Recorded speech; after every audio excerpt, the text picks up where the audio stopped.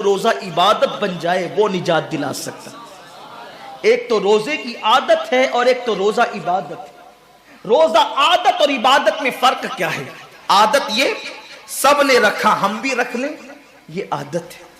نہ رکھیں گے تو کیا جواب دیں گے، یہ عادت ہے. نہ رکھیں گے تو لوگ تانا دیں گے، عادت ہے. پھر روزہ عبادت کیا ہے؟ روزہ عبادت یہ ہے کہ اللہ نے روزہ رکھنے کا حکم دیا ہے اور مصطفیٰ جان رحمت نے روزے کا حق یہ بتایا ہے اگر تو روزہ رکھے تو صرف بھوکا پیاسا نہ رہے بلکہ تیرا ہاتھ بھی روزے دار رہے، تیری زبان بھی روزے دار رہے، تیری آنکھ بھی روزے دار رہے، تیرا پیر بھی روزے دار رہے، تیرا کان بھی روزے دار رہے. کان روزے دار اس طرح کہ کان اللہ کے ممنوع کردہ چیزوں کو نہ سنے، ہاتھ روزے دار اس طرح ہاتھ اللہ کے منع کردہ کاموں کو نہ کرے، زبان روزے دار اس طرح کہ زبان اللہ کی ممنوع کردہ چیزوں کو ادا نہ کرے، پیر روزے دار اس طرح کہ پیر اس جگہ چل کر نہ جائے جہاں اللہ نے جانے سے منع کیا ہے. جب تو ان سارے اعضاء کو روزے دار بناتا ہے تو ایسے روزے کے معاملے میں میرا اللہ فرماتا ہے روزہ میرے لیے ہے اور میں ہی اس کی جزا ہوں. ہر عمل کی جزا جنت ہے، روزے کی جزا خدا کی ذات ہے.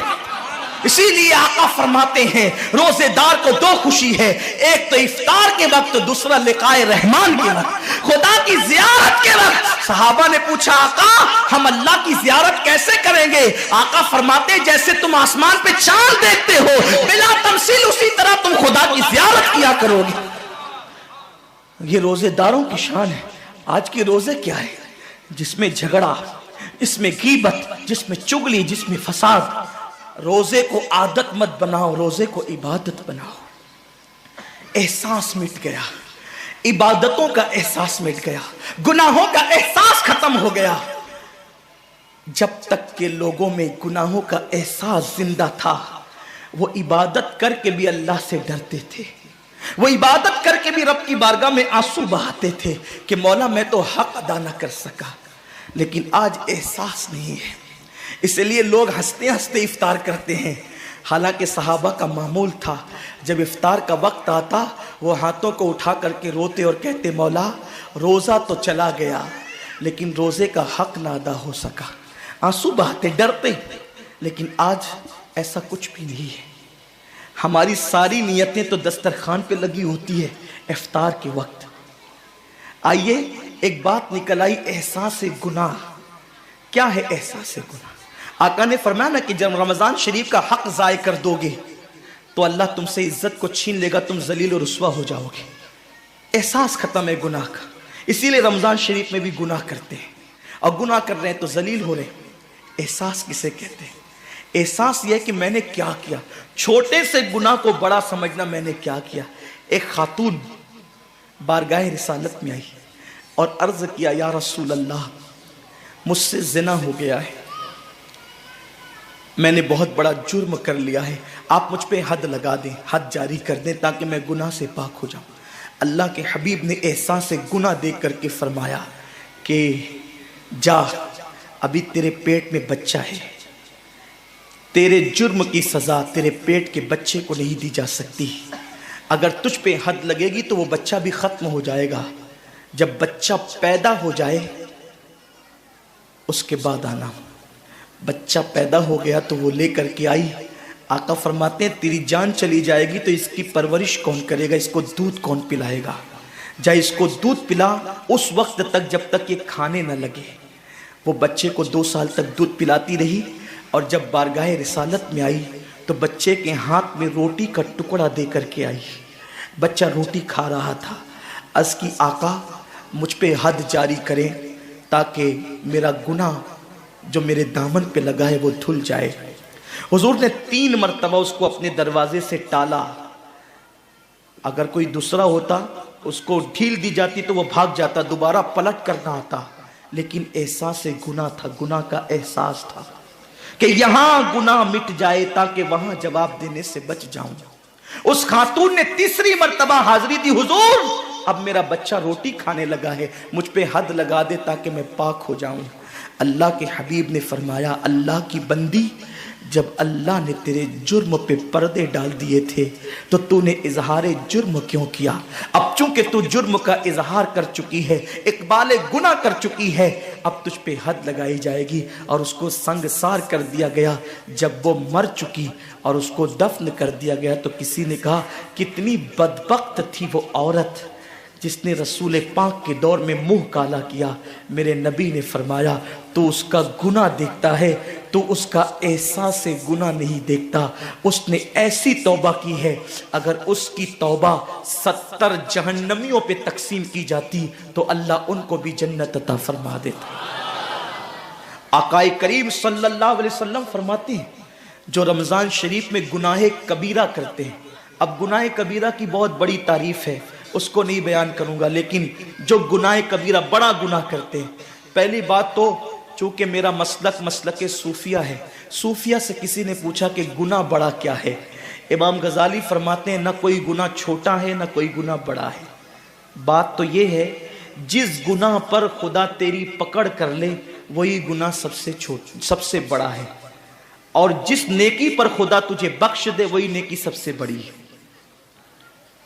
کسی گناہ کو چھوٹا سمجھ کے مت کرو، پتہ نہیں وہ کس گناہ پہ ناراض ہو جائے۔ تو اللہ کے حبیب صلی اللہ علیہ وآلہ وسلم فرماتے ہیں جو رمضان شریف میں بڑا گناہ کبیرہ گناہ کرتے ہیں، سال بھر تک فرشتے اس پہ لعنت کرتے رہتے ہیں، اور اگر اسی سال اس کو موت آ جائے، اسی سال جس نے ماہ رمضان میں گناہ کبیرہ کیا تھا، اس نے بڑا گناہ کیا تھا، اب بڑے بڑے گناہوں کو گنایا گیا۔ مثال کے طور پر کسی عورت پر غلط نیت سے نظر ڈالنا یہ گناہ کبیرہ ہے، جھوٹی قسم کھانا یہ گناہ کبیرہ ہے، ناپ تول میں کمی کرنا یہ گناہ کبیرہ ہے، کسی کو دیکھ کر اس کا مذاق اڑا کے دل دکھانا یہ گناہ کبیرہ ہے، کسی کی امانت میں خیانت کرنا یہ گناہ کبیرہ ہے، ماں باپ کا دل دکھانا یہ گناہ کبیرہ ہے، کفر کرنا یہ گناہ کبیرہ ہے، بلکہ اکبر الکبائر ہے۔ 70 کی فہرست امام سیوطی نے گنائی ہے، اور پھر 70 کی فہرست گنانے کے بعد فرماتے ہیں 70 پر یعنی 1 2 3 4 والا 70 نہیں، بلکہ اللہ کے حبیب نے یہاں جو 70 فرمایا ہے یہ 70 گنتی والا 70 نہیں ہے، بلکہ کثرت بتانے کے لیے 70 ہے۔ جیسے کہ ہم کہتے ہیں نا میں نے تجھے 50 بار سمجھایا تو نہیں مانا، میں 100 بار تیرے گھر آیا تو نہیں ملا، تو اس کا مطلب یہ نہیں کہ 99 کے بعد ایک جو ملا کر کے آتا ہے وہ 100 نہیں، گنتی کا 100 نہیں، یہاں 100 بتانا کثرت بتانے کے لیے ہے، یہاں 50 کہنا کثرت بتانے کے لیے ہے۔ تو اللہ کے حبیب فرماتے ہیں 70 بڑے گناہ ہیں، یعنی اتنی طویل تعداد میں اتنی کثرت سے ہے بڑے گناہ کہ تم ان کو شمار نہیں کر سکتے، بس اتنا کہ جس گناہ پہ خدا ناراض ہو جائے وہ بڑا گناہ۔ تو جس نے رمضان شریف میں قصدن بڑا گناہ کیا، قصدن، نماز کو چھوڑنا بھی گناہ کبیرہ ہے، نماز کو ترک کرنا بھی گناہ کبیرہ ہے۔ میرے آقا صلی اللہ علیہ وسلم کے دیوانوں، کھیل کود میں وقت کو ضائع کرنا، وقت کا ضیاع، یہ بھی گناہ کبیرہ ہے۔ آقا فرماتے ہیں جس نے رمضان شریف میں گناہ کبیرہ کیا، اس رمضان سے لے کر آنے والے رمضان شریف تک فرشتے اس پہ لعنت کرتے۔ یہ لعنت کیا ہے؟ لعنت سمجھتے ہیں؟ لعنت کا مطلب یہ ہے جس پہ لعنت پڑی وہ ہمیشہ کے لیے اللہ کی رحمت سے دور ہو گیا۔ انسان کی لعنت کیا ہے؟ انسان کی لعنت، ایک جانور پر حضور علیہ الصلوۃ والتسلیم کسی صحابی کے جانور پر بیٹھے تھے، وہ دھیرے چل رہا تھا، کسی نے کہہ دیا کہ اس پہ لعنت تو یہ دھیرے چلتا ہے۔ حضور علیہ السلام نے اس جانور کے نیچے اتر کر فرمایا جس پہ لعنت کر دی گئی میں اس جانور پہ سواری نہیں کر سکتا۔ یہ ایک انسان کی لعنت کا اثر ہے، جس پہ معصوم فرشتے لعنت کرے اس کا انجام کیا ہوگا؟ وہ بھی 1 2 لعنت نہیں۔ رمضان شریف کو چھوٹا مت سمجھیے، 1 کے 70 پر آپ کی نظر ہے، گناہ نیکیوں کی کثرت پہ آپ کی نظر ہے، گناہوں کی تباہی پہ آپ کی نظر نہیں ہے۔ اللہ کے رسول صلی اللہ علیہ وسلم نے فرمایا جیسے ماہ رمضان شریف میں نیکیوں کا درجہ بڑھ جاتا ہے، ویسے ماہ رمضان شریف میں گناہوں کا بھی معاملہ بڑھ جاتا ہے۔ یعنی اگر رمضان شریف میں تم 1 گناہ کرو گے تو اور دنوں کے اندر جو گناہ کرتے تھے اب اس گناہ سے زیادہ تمہیں عذاب دیا جائے گا، کیونکہ آپ نے ماہ رمضان کی حرمت کو پامال کیا ہے، آپ نے ماہ رمضان شریف کی عزت کو پامال کیا ہے۔ تو سوچو انسان کی لعنت پڑے، یہ حال ہے تو جس پہ فرشتوں کی، وہ بھی ایک دو نہیں، پورے سال تک فرشتے لعنت کرتے ہیں۔ اور اللہ کے نبی صادق و مصدوق نبی نے فرمایا کہ اگر وہ اسی سال رمضان شریف آنے سے پہلے مر جائے تو اس کے پاس کوئی نیکی نہیں ہوگی جو اس کو جہنم کی آگ سے بچا سکے، اور اس کا ٹھکانہ تو جہنم ہی ہوگا۔ خدا کے لیے اپنے حال پہ رحم کرو، اپنے آپ کو جہنم کا ایندھن مت بناؤ۔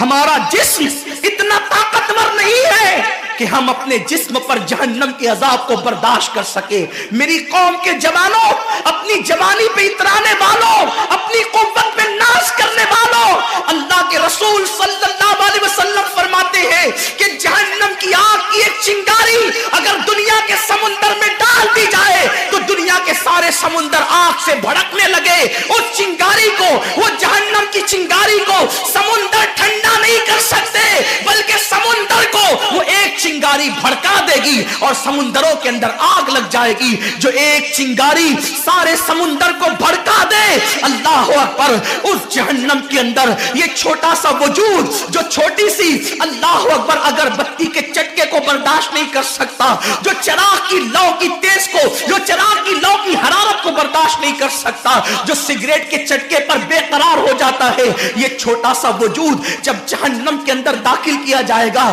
اس وقت اس وجود کا کیا ہوگا؟ میرے آقا مصطفیٰ جان رحمت فرماتے ہیں کہ جب پہاڑوں کو جہنم میں ڈالا جائے گا تو پہاڑ ایسے پگھلنے لگیں گے جیسے نمک کو پانی میں ڈالنے سے نمک پگھلنے لگتا ہے۔ میرے بھائیوں، خدا کے لیے اپنے حال پر رحم کرو، اپنے آپ کو جہنم کا ایندھن مت بناؤ۔ اللہ اکبر، تراویح کے وقت میں پیر پھیلا کر محلوں میں بیٹھنے والوں، روزوں کے وقت میں چھپ چھپا کر کھانے والوں، اللہ کی غیرت کو چیلنج مت کرو۔ اللہ کے حبیب نے فرما دیا کہ جو گناہ کبیرہ رمضان شریف میں کرے گا سال بھر فرشتوں کی لعنت ہوگی۔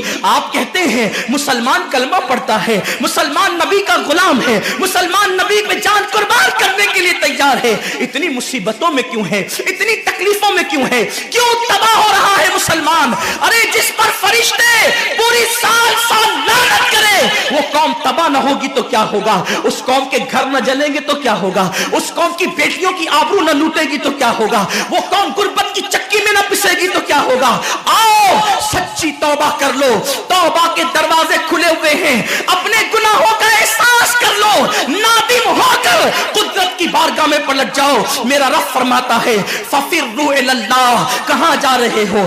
دوڑو اللہ کی طرف، پلٹو اللہ کی طرف۔ بڑے سے بڑا پاپی اگر خدا کی طرف احساس گناہ لے کر، ندامت کے آنسو لے کر اللہ کی بارگاہ میں پلٹا ہے تو اللہ نے اس کو مغفرت کا پروانہ عطا کیا ہے۔ میرے رب کا وعدہ ہے جو میری بارگاہ میں پلٹتے ہیں میں ان کو لوٹاتا نہیں ہوں، میں ان کو معاف کر دیتا ہوں۔ سبقت رحمتی علی غضبی، میری رحمت میرے غضب پہ سبقت لے گئی ہے۔ وہ رب جو 70 ماؤں سے زیادہ پیار کرتا ہے، امت کی تباہی کا اتنا ہی خیال ہے تو ہم رمضان شریف کا احترام کیوں نہیں کرتے؟ ہم رمضان شریف کا اہتمام کیوں نہیں کرتے؟ کیوں ہم اللہ کی عبادت کی طرف نہیں آتے؟ آؤ اپنے گناہوں کا احساس لے کر خدا کی بارگاہ میں پلٹو تاکہ تباہی سے بچ جاؤ۔